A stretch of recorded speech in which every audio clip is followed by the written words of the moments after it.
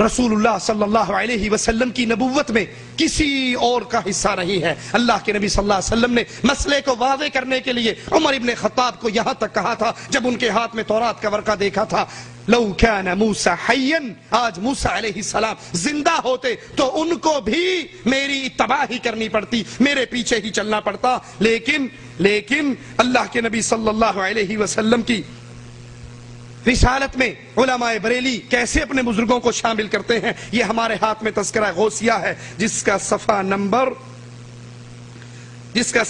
324 ہے۔ 324 صفحہ پر وہ ایک اپنے پیر اور مرید کا قصہ بیان کرتے ہیں کہ ہمارے پیر ابو بکر شبلی کے پاس 2 شخص بیعت کے ارادے سے حاضر ہوئے، ان میں سے ایک کو پیر صاحب نے کہا پڑھو لا الہ الا اللہ شبلی رسول اللہ لا حول ولا قوت الا باللہ انا للہ و انا الیہ راجعون۔ مرید نے کہا لا حول ولا قوت الا باللہ، پیر صاحب نے بھی کہا لا حول ولا قوت الا باللہ۔ اس نے پوچھا آپ نے لا حول کیوں پڑھا؟ اس نے استفسار کیا تو نے کیوں پڑھا؟ کیا میں نے تو اس لیے پڑھا، میں پیر سمجھ کے آیا تھا، لیکن آپ تو بے شرع آدمی ہو، میں بے شرع کے پاس مرید ہونے آ گیا۔ آپ نے کہا میں نے اس لیے پڑھا، جاہل کے سامنے راز کی بات بتا دی، یہ راز تھا جو میں جاہل کے سامنے بیان کر چکا ہوں۔ دوسرے سے کہا تم پڑھو لا الہ الا اللہ شبلی رسول اللہ۔ اس نے کہا حضرت میں تو آپ کو کچھ اور ہی سمجھ کر آیا تھا، آپ تو ورے ہی گر پڑے، صرف رسالت پہ ہی قناعت کر لی، میں تو اس سے اگلا سٹیج دینے آیا تھا، رسالت سے اگلا سٹیج کس کا ہے؟ کہا میں تو تجھے اللہ بنانے آیا تھا، تم تو پہلے ہی گر گئے، تو خدا بننے کا دعویٰ کرتا میں اس کو بھی تسلیم کرتا۔ تو پیر صاحب نے ہنس کر فرمایا اچھا تم کو ہم تعلیم کریں گے، تم ہمارے پاس بیٹھو۔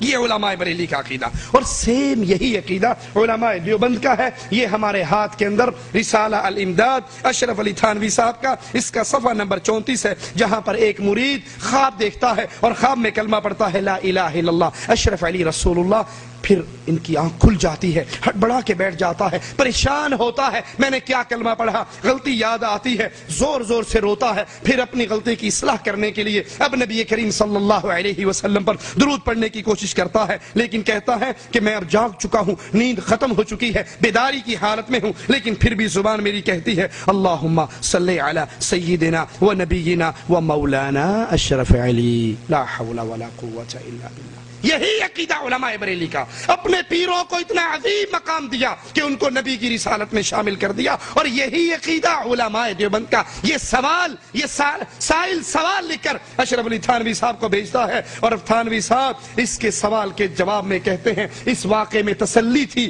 کہ جس کی طرف تم رجوع کرتے ہو وہ بعونہ تعالی متبع سنت ہے، تم میرے پیچھے اور میں نبی کے پیچھے، ٹینشن لینے کی کوئی ضرورت نہیں ہے، کوئی پریشانی والی بات نہیں۔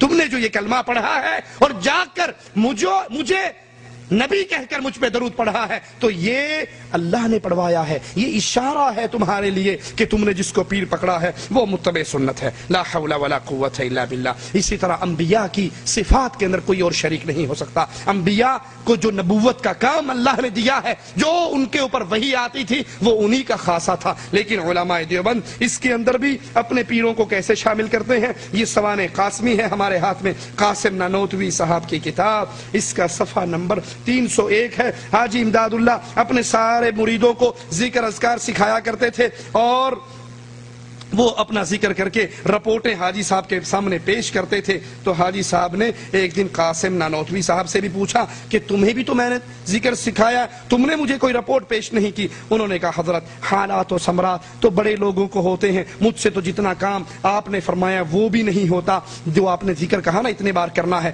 جہاں تسبیح لے کر بیٹھتا ہوں بس ایک مصیبت ہوتی ہے، اس قدر وزن پڑتا ہے کہ جیسے 100 من کے پتھر کسی نے میرے اوپر رکھ دیے ہوں، زبان و دل سب بستہ ہو جاتے ہیں۔ تھانوی، یہ بھی حضرت تھانوی ہی کی روایت ہے کہ روتے ہوئے بے ساختہ آپ کی زبان سے یہ الفاظ جاری ہوئے کہ میں ہی بدقسمت ہوں، ایسا ہوتا ہے جیسے زبان کو کسی نے جکڑ لیا ہے۔ یہ سن کر امداد اللہ صاحب کہنے لگے مبارک ہو، یہ نبوت کا آپ کے دل پر فیضان ہوتا ہے، اور یہ وہ بوجھ ہے جو حضور کو وحی کے وقت ہوا کرتا تھا۔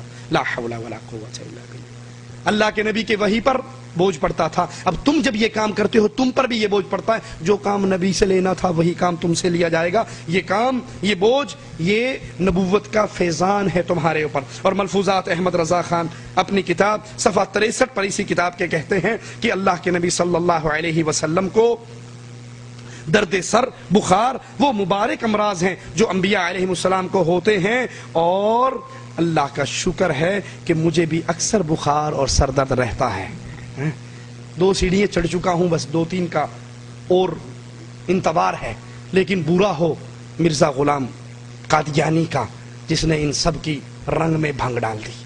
وہ نہ کرتا تو یہ بیچارہ 2 سیڑھیاں چڑھ چکا تھا، بخار شروع ہو گیا تھا، سر درد ہو گیا تھا، کچھ اور بھی ہو جاتا.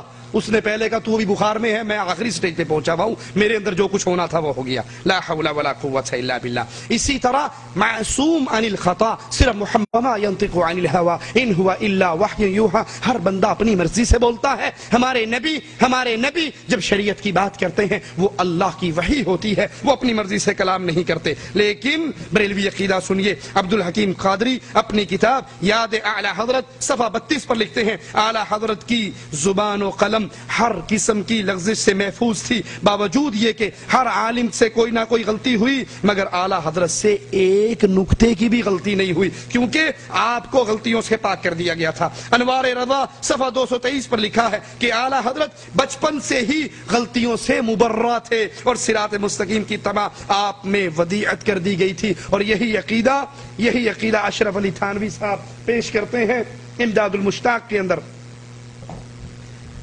المشتاق کے اندر اشرف علی تھانوی صاحب پیش کرتے ہیں. اور یہی عقیدہ ارواح ثلاثہ کے اندر موجود ہے کہ ہمارے رشید احمد گنگوہی ارواح ثلاثہ صفحہ 276 ہے.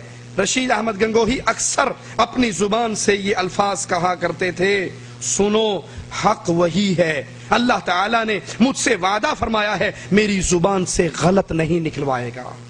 یہ شان کس کی ہے؟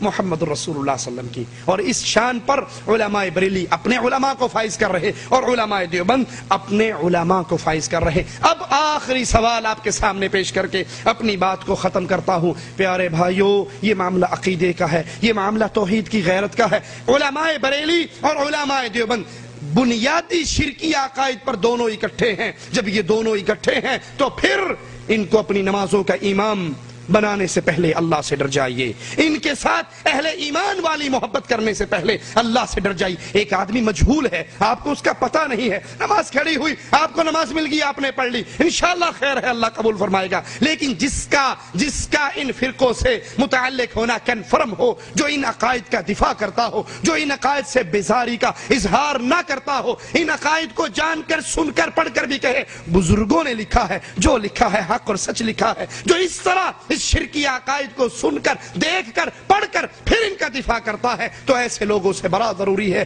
اللہ سے دعا ہے اللہ ہمارے گناہوں کو معاف فرما دے، اللہ ہماری خطاؤں کو معاف فرما دے، اللہ ہماری سیاہکاریوں کو معاف فرما دے، اللہ ہمیں زندہ رکھے، ایمان پہ رکھے، موت دے اس حال میں دے. اللہ ہم سے راضی ہو، ہم اپنے اللہ سے راضی ہوں. اے اللہ مسلمانوں کی